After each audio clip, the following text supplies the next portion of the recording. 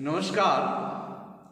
कक्षा अष्टम में कांतोर पाठ इस्मत चुगताई द्वारा लिखा हुआ चल रहा था और इस समय मैं जो आज भाग पढ़ाने वाला हूं, आज का अधीति कार्य पृष्ठ 53। इस धींगा मुश्ती में कुछ बच्चे कीचड़ में लथपथ हो गए। यहां से लेकर पृष्ठ 55 में बाल्टी को लात मारकर दूर जा खड़ी हुई, यहां तक का भाग मैं पढ़ा रहा हूं। तो सर्वप्रथम आदर्श वाचन।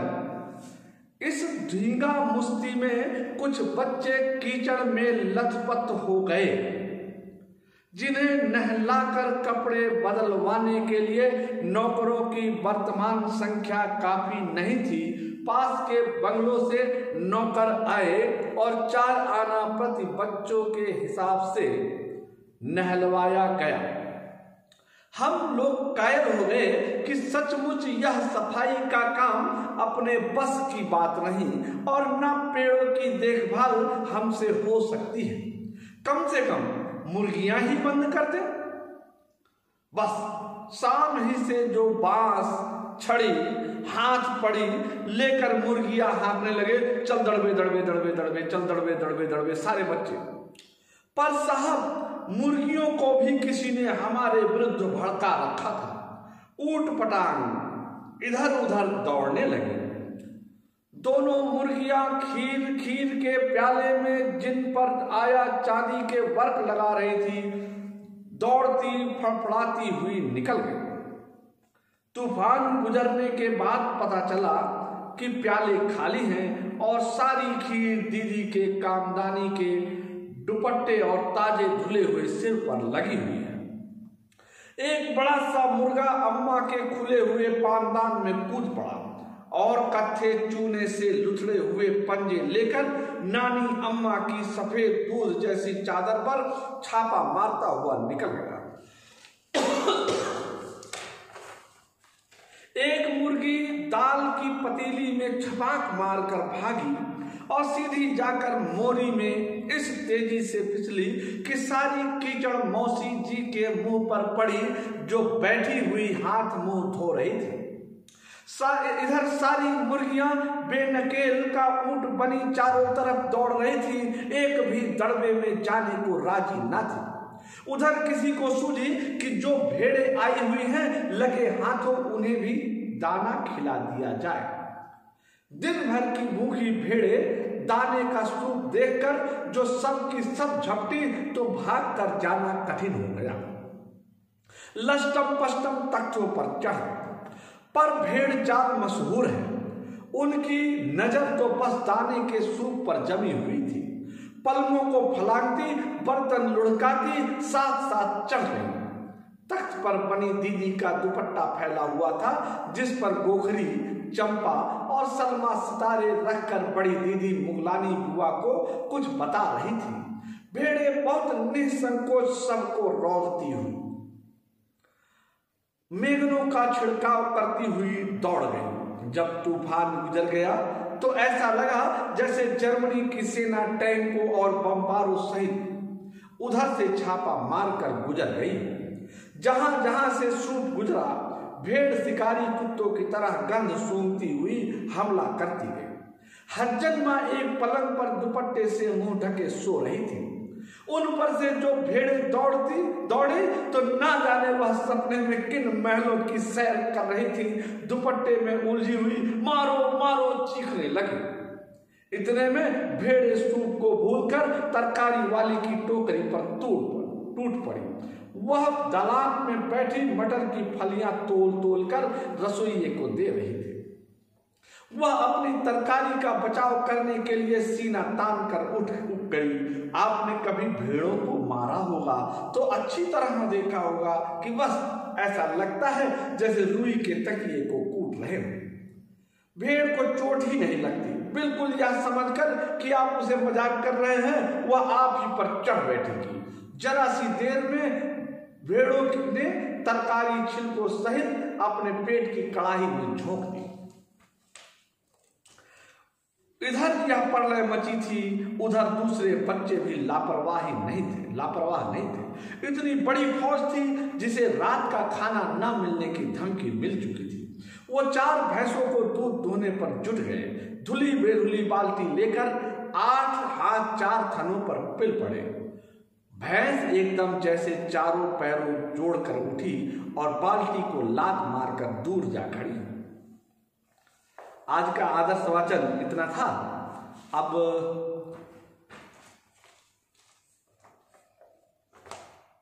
काठिन्य निवारण का कार्य। तो इस धींगा मुश्ती में कुछ बच्चे कीचड़ में लथपथ हो गए। तो यहां देखिए बच्चे सब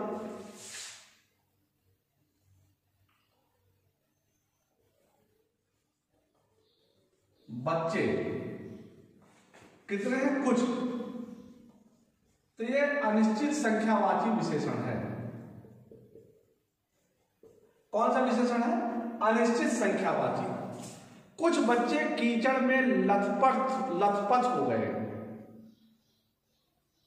मतलब कीचड़ में नहा गए, जिन्हें नहलाकर कपड़े बदलवाने के लिए नौकरों की वर्तमान संख्या काफी नहीं थी। यानी जो उनके घर में नौकर थे, बहुतों को छुट्टी दे दी गई थी, वो बहुत कम थे।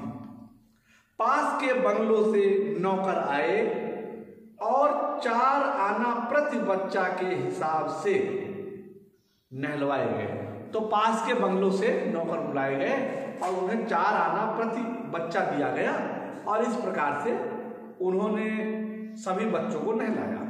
हम कायल हो गए, इस बात को बच्चों ने स्वीकार कर लिया। लेखक कहता है कि सचमुच सफाई का काम अपने बस की बात नहीं। अब ये सफाई उर्दू भाषा का शब्द है, कायल भी और सफाई भी। कायल का मतलब स्वीकार करना,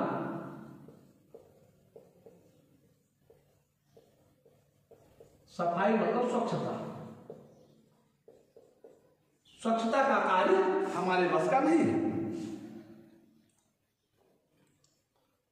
न पेड़ों की देखभाल हमसे हो सकती है, कम से कम मुर्गियां ही बंद कर दें। तो उन्होंने कहा ये सब काम हमारे बस का नहीं है। तो किसी ने कहा तो ऐसा है, ये सब नहीं है तो क्या हुआ, कुछ तो करना पड़ेगा, नहीं तो फिर खाना नहीं मिलेगा, कम से कम मुर्गियां बंद कर दें। अब मुर्गी बंद करने के लिए बच्चों का एक समूह बस शाम ही से जो बांस छड़ी हाथ पड़ी लेकर मुर्गियां हाँकने लगे। वो सब मुर्गी हाँकने लगे। चल दड़बे दड़बे दड़बे दड़बे, मुर्गियों को वहां से हाँक करके जो उधर उधर दाना चुग रही थी, चल दड़बे दड़बे दड़बे, चल दड़बे दड़बे दड़बे। दड़बे मतलब मुर्गियों का जो घर होता है, छोटा सा बना होता है, जो मुर्गी मुर्गा पालते हैं, तो उन्हीं दड़बे को, उन्हीं घर को दड़बे बोलते हैं। पर साहब मुर्गियों को भी किसी ने हमारे विरुद्ध भड़का रखा था। ऊट पटांग इधर उधर दौड़ने लगे। आगे देखिए वाक्य है, ऊट पटांग इधर उधर दौड़ने लगे।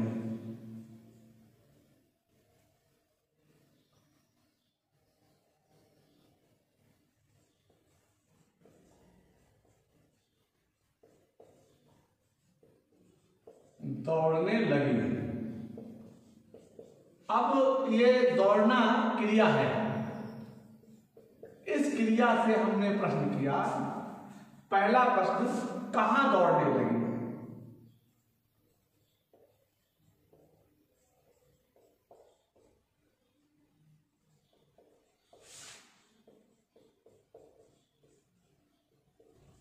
उत्तर इधर उधर। तो इधर उधर कहां से आया है? तो कहां से जो आएगा वह स्थानवाचक क्रिया विशेषण होगा। ऐसे हमने कहा कैसे दौड़ने लगी, प्रश्न 1 प्रश्न 2, कैसे दौड़ने लगी?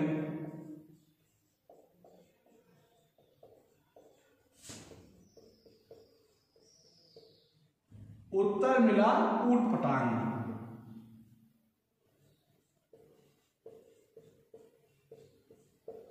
तो यह रीतिवाचक क्रिया विशेषण हुआ।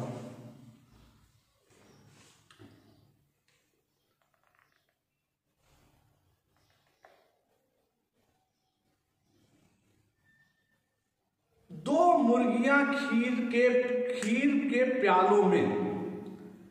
प्यालों से जिन पर आया चांदी के बर्क लगा रही थी। खीर के प्याले वहीं थे, उसमें आया, वहां खीर भरी हुई थी प्यालों में। आया जो थी उनकी नौकरानी, वह चांदी का वर्क लगा रही थी। वर्क यानी जो मिठाई के ऊपर लगा होता है पेपर जैसा चांदी का, वैसे ही खीर के प्यालों में लगा रही थी। अब देखिए, दो मुर्गियां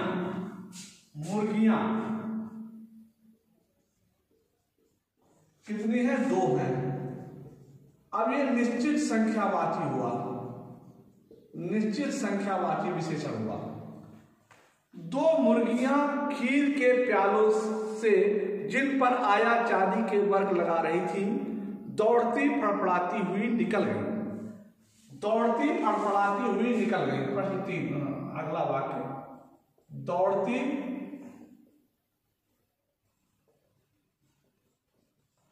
फड़फड़ाती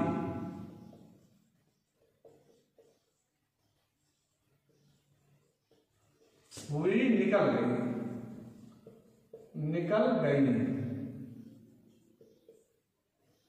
अब ये क्रिया हुई, हमने कहा कैसे निकल गई। प्रश्न, कैसे निकल गई?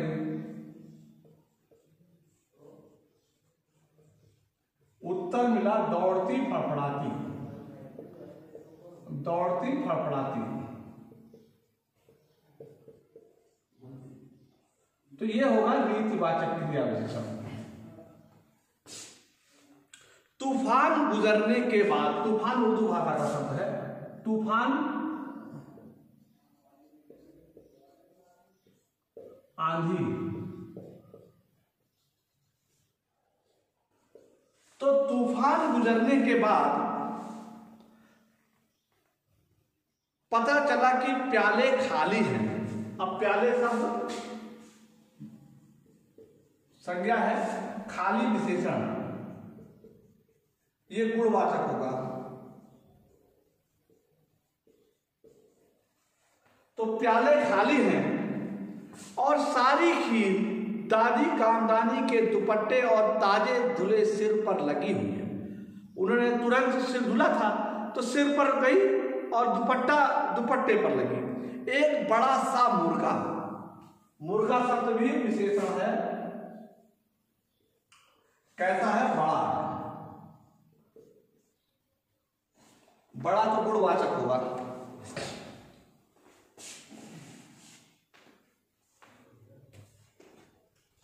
बड़ा।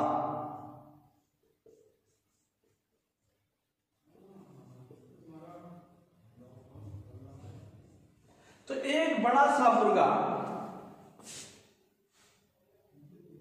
अम्मा के खुले हुए पानदान में कूद पड़ा और कत्थे चूने से लुथड़े हुए पंजे लेकर नानी अम्मा की सफेद दूध जैसी चादर पर छापा मारता हुआ निकल गया।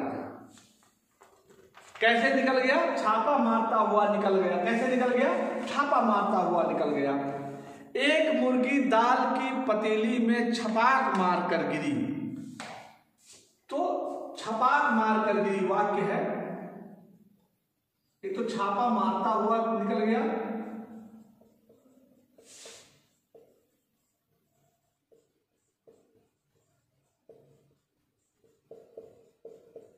दूसरा छपाक। इनको आपको खुद करना होगा, वाक्य लिख दे रहा हूं मैं। छपाक मारकर भागी।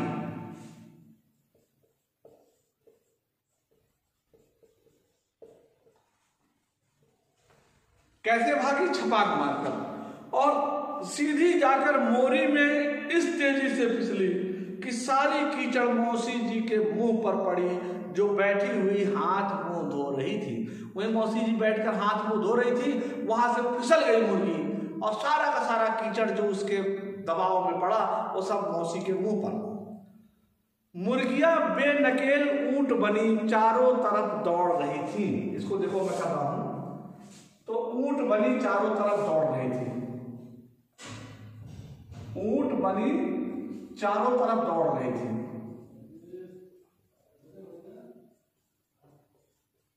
दौड़ रही थी। प्रश्न, किधर दौड़ रही थी?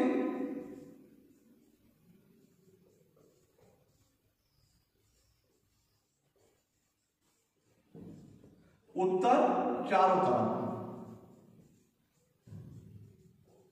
तो ये चारों तरफ स्थानवाचक क्रिया विशेषण है।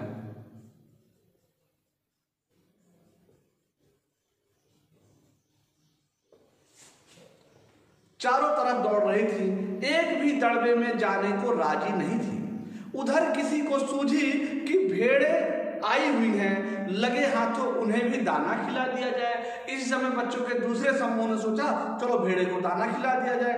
दिन भर समासिक शब्द है, यानी पूरे दिन की भूखी भेड़ें दाने का सूप देखकर जो सब की सब झपटी तो भाग कर जाना कठिन हो गया। लष्टम पष्टम तख्तों पर चढ़ गई वो सब। पर भेड़चाल, भेड़चाल भी समासिक शब्द है। दिन भर और भेड़चाल, दिन भर भेड़चाल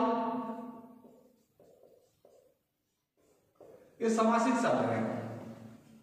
भेड़ों की चाल मशहूर है, भेड़चाल मशहूर है। भेड़ों की एक लाइन से जाएंगी, एक कतार से जाएंगी।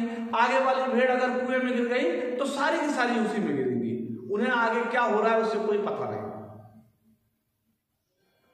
उनकी नजर तो बस दानों के सूप पर जमी हुई थी। पलंगों को फलांगती हुई बर्तन लुढ़काती साथ साथ चढ़ गई। कैसे चढ़ गई? लुढ़काती चढ़ गई। कैसे चढ़ गई? साथ साथ चढ़ गई। तख्त पर बानी दादी का दुपट्टा फैला हुआ था। उस दुपट्टे पर क्या क्या चीजें रखी थी ध्यान दीजिए। गोखरी थी, चंपा था, सलमा सितारे रखी थी और दीदी मुगलानी बुआ से वहां पर कुछ बातें कर रही थी। और दीदी का दुपट्टा था, उस पर जो है गोखरी, चंपा, सलमा सितारे सब रख करके और मुगलानी बुआ से वहां बातें कर रही थी। भेड़ें बहुत निसंकोच सबको रौंदती हुई और मेघनों का छिड़काव करती, यानी में करती हुई दौड़ी। जब तूफान गुजर गया, जब वहां से वो निकल गई, ऐसा लगा जैसे जर्मनी की सेना टैंकों और बम्बारों सहित उधर से छपाक मारकर गुजर गई। ऐसा लगा जैसे जर्मनी की सेना रही हो जो टैंक और बमबारी करती हुई निकल गई हो। जहां जहां से सूप गुजरा, भेड़ें शिकारी कुत्तों की तरह गंध फैलाती, गंध सूंघती हुई हमला करती गई। जहां जहां से वो सूप गया, भेड़ें शिकारी कुत्तों की तरह सूंघती हुई और उस पर हमला करती हुई गई। हज्जन माँ एक पलंग पर दुपट्टे से मुंह ढके सो रही थी। हज्जन माँ थी, बहुत बड़ा परिवार था, संयुक्त परिवार, बहुत बड़ा परिवार। तो हज्जन माँ थी, हज्जन की माँ वहां सो रही थी मुंह ढके दुपट्टे से। उन पर से जो भेड़ें दौड़ी तो जाने वह सपनों में किन महलों की सैर कर रही थी। दुपट्टे से उलझी हुई मारो मारो चिल्ला रही हैं और क्या करती बेचारी।